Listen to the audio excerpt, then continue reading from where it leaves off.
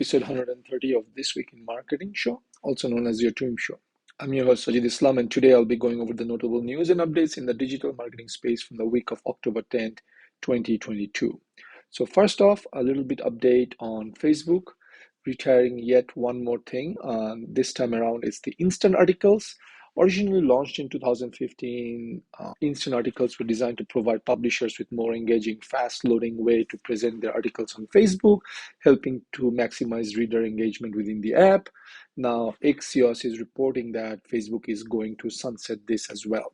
So this is going to become a long string of products that Facebook is retiring. And back in 2015, when internet was slow, that we didn't have 5G, it made more sense to move into instant articles because it would load quickly. Similarly, Google had AMP, accelerated mobile pages. That's kind of also fading away because the internet has really, especially mobile internet, has really sped up with the introduction of 5G. So anyway, let's move on to the next update.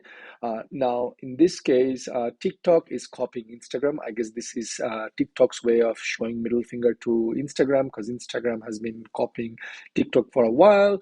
And if you've been following this show for a while, I've been talking about these platforms are copying each other. So basically, what TikTok did is TikTok has added a photo mode, which is similar to what Instagram is. So now you're going to have carousel images, things like that. It's going to be interesting to see how much traction TikTok gets, but I guess in our case, I think we are going to end up getting back into the TikTok game because now it's a photo app as well, and we've already published photos on Instagram, so might as well publish it on TikTok.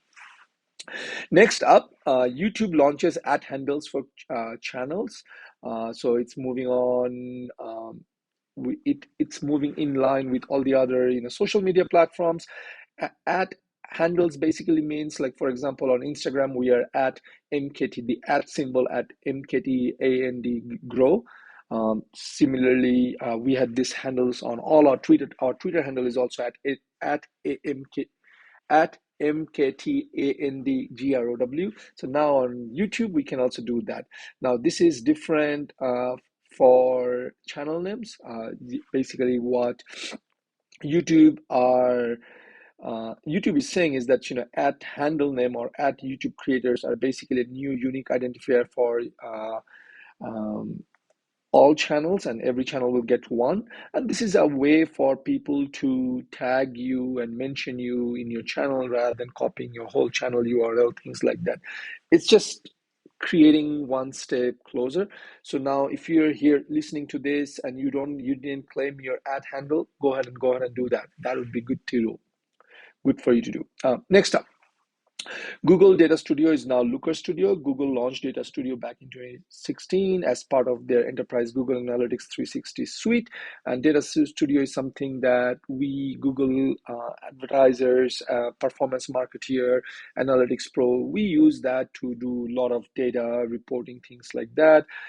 This is similarly just a name change, and the product functionality really isn't changing much. From now on, if you hear the word Luca Studio,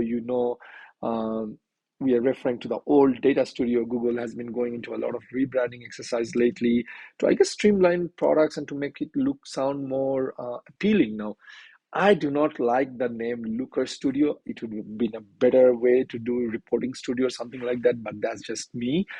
Data Studio kind of had a connotation, and like it's for data science. People might be getting a little bit iffy about using it, but Looker Studio, I mean, that's just like a Reporting Studio sounds better, right?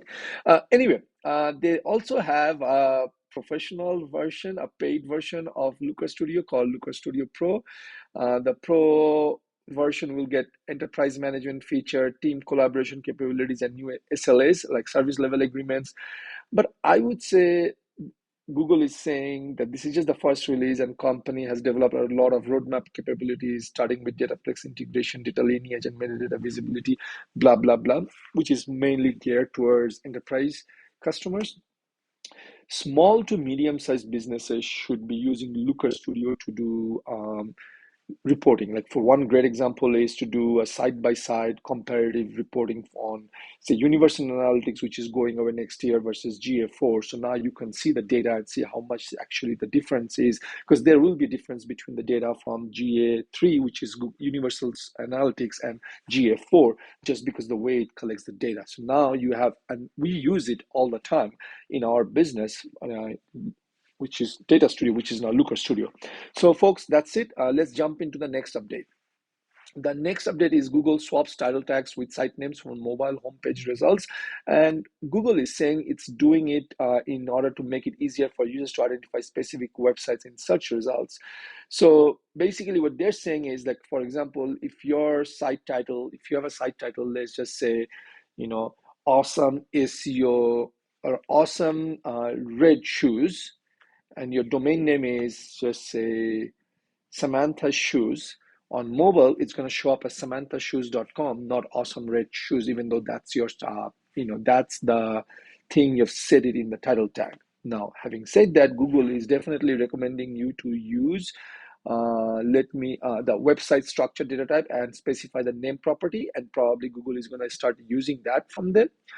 So what this all boils down to, and is me telling you that you should be using structured data. If you're following our podcast, I've covered structured data, Google product structured data, Google this structured data, review structured data, image structured data.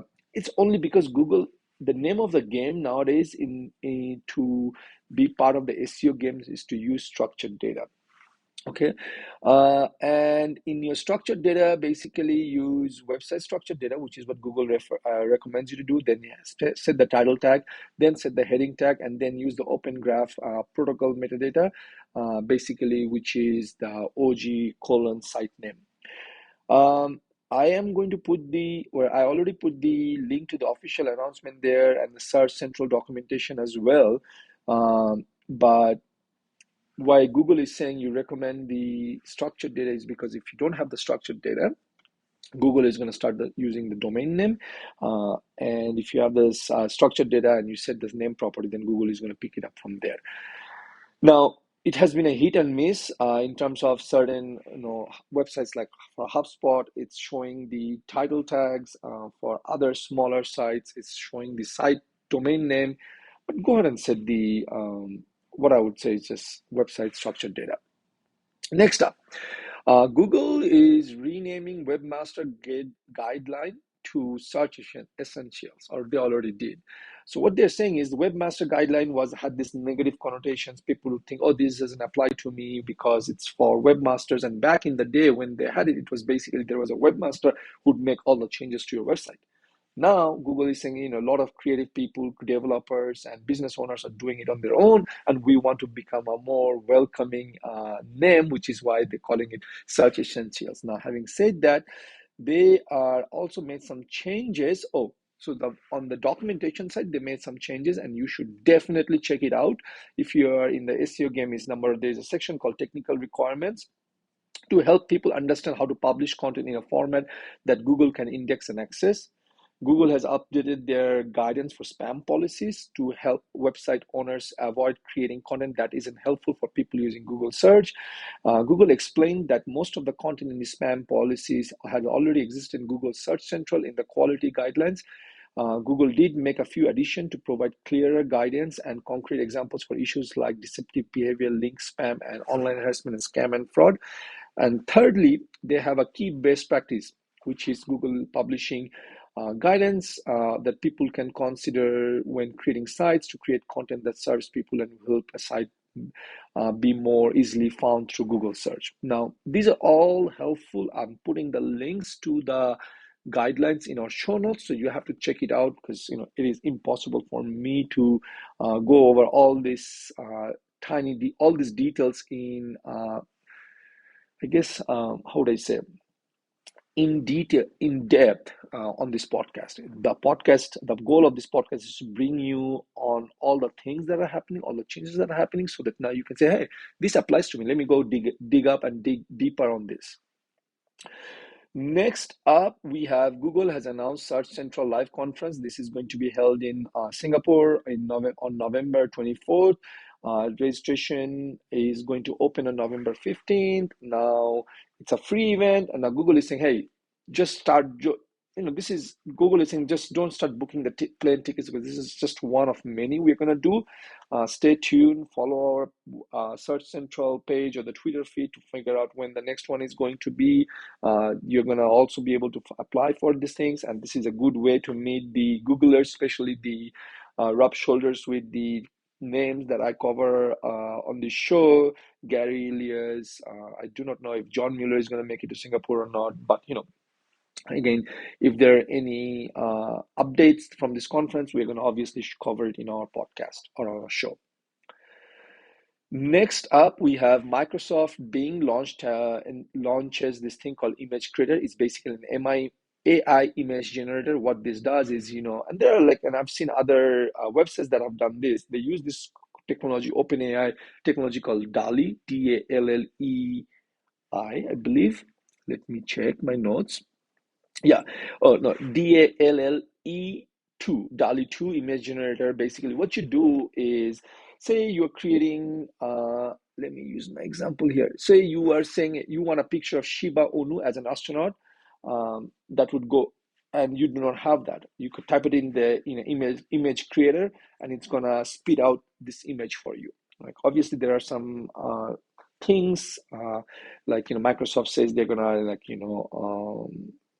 check for abusive behavior, all this other stuff, spam, things like that. But basically, the concept here is this: and you type in Shiba Inu as an astronaut, and it's gonna go ahead and spit out an image for Shiba Inu in an astronaut stuff. Now, this is definitely in beta, so you have to apply and wait in line to get access. But what the good thing you need to know is that there will soon be a day where you don't have to go to Canva to generate images and put all those things. For a person like me, this is huge, right? And that's why I'm creating this. That's why I'm covering this, because this is huge. As this technology becomes mainstream, we're going to all use it, and basically we don't have to rely on go to Canva, start creating images from scratch. But how good it is remains to be seen. Let's just say that. Next up, what's Google's stance on the use of AI images? Because we know Google doesn't like auto-generated text and auto-generated content, but Google's Gary Mueller and Lizzie Sassman discussed this in episode 48 of the Search of the Record podcast, and what they say is, auto-generated images are fine, right? They can live with that, even though they said, the auto-generated text or content is a no-no. Auto-generated images are fine. So keep that in mind. However, the next update is that I actually mixed it up, but basically the next update is that Google has updated the image structured metadata, right? The name of the game, again, is, like I said earlier, is that it's an image structured metadata, or structured data, structured metadata. Depending on how you look at it, it's all the same thing. But Google is saying that, we are adding 3 new data properties with the image object type to add support for credit, copyright, and image creator. So now if you generate an image through, say, DALL-E 2 or image creator or any other third-party website, you want to use credit, copyright, and image creator information in the structured data, because so that people can find it out easily and Google can index it properly as well. Okay, so that's one. Then the next update I have for this week is that Google has given advice on how to write good alt text. Can you see the theme over here? How I'm covering this, because I didn't make it up. I saw, Microsoft launched Image Creator, then Google talked about, AI images in the podcast. Then I also saw that they are talking about image metadata, and now they're also giving out an advice on good alt text, and they all go together hand in hand. Again, it was discussed in the same podcast number 48, or episode number 48, in the Search of the Record podcast, where John Mueller and Lizzie Sussman gave what is a good alt text, right? First of all, what is alt text? Alt text is basically, if the purpose is to describe, so it's for people who are who are using, who are, let's just say, blind, and who are unable to see the image, but they're reading it, and the machine is going to the computer or the device is going to tell them, oh, there is an image, and the image is about such and such thing. So it's a way to It's a way to provide audience with screen readers, a way to understand the images in the blog, in the web page, things like that. And it's huge. So what they're saying, Gary is saying, or John is saying, is that from his point of view, his recommendation to provide context for the image as well as for the image. So, for example, if you have a picture of a beach, don't just be like, oh, this is a photo of a beach, but rather like this is the beach before the chemical spill happened.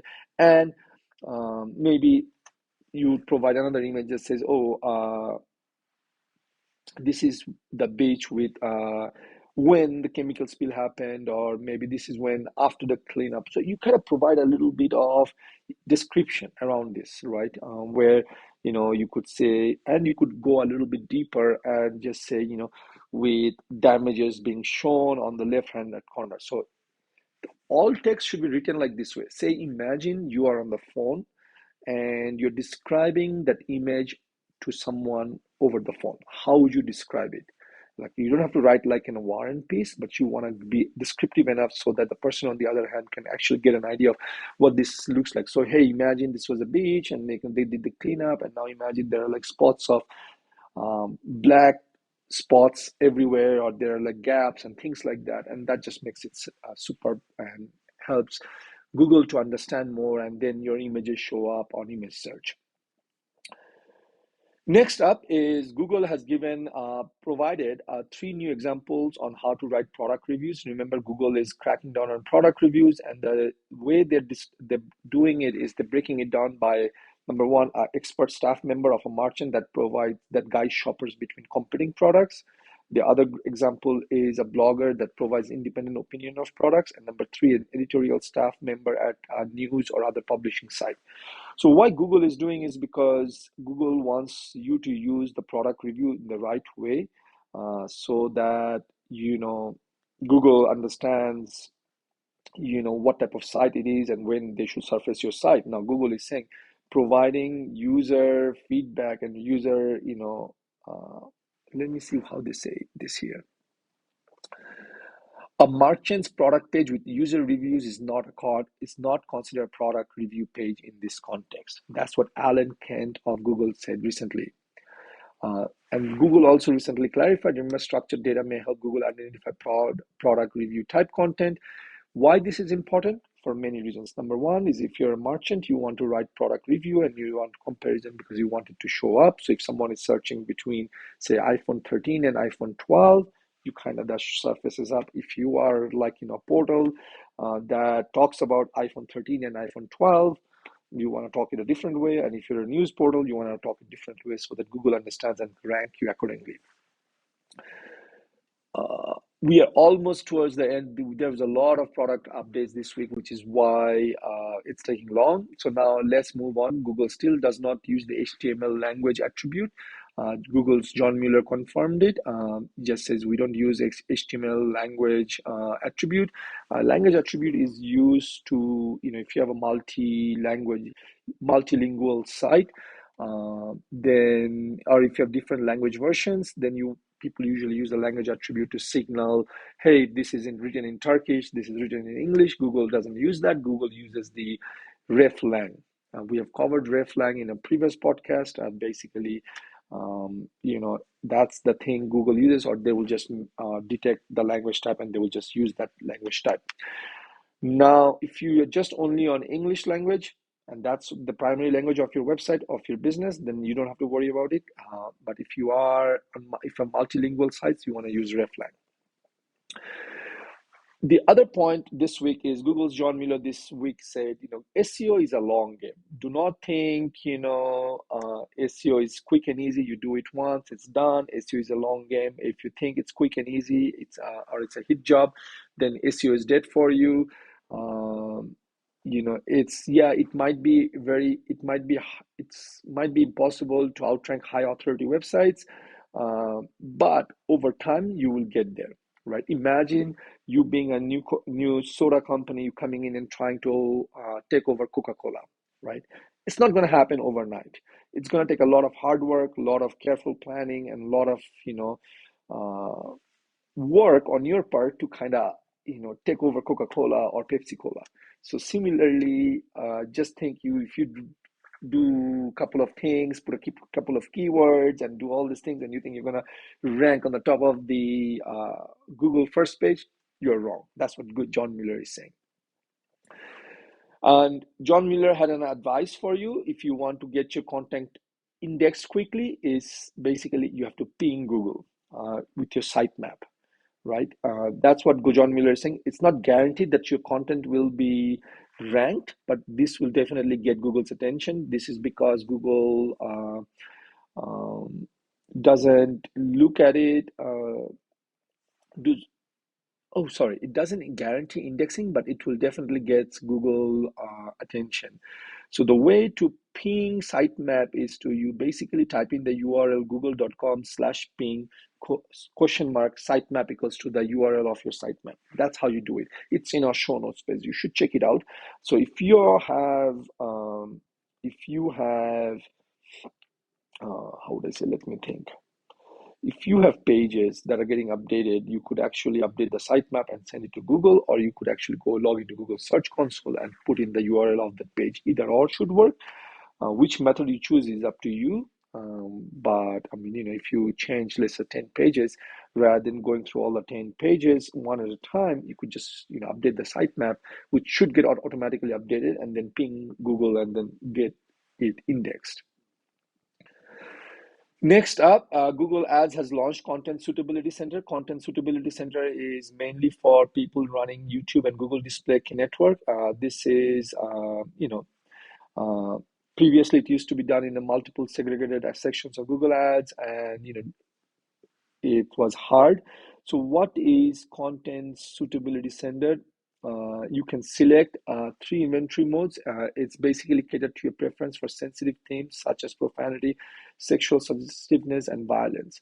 So basically, when you go to create YouTube ads or Google display ads, you could say, I don't want my ad to be shown on websites that are sexually suggestive or has profanity or violence. Like, you could just categorize it, and basically it helps you to narrow down your inventory mode. And you could say, hey, I'm very cautious about my brand. I don't want my brand's ad to show up on sites that are talking about things, and I don't want to be associated with it.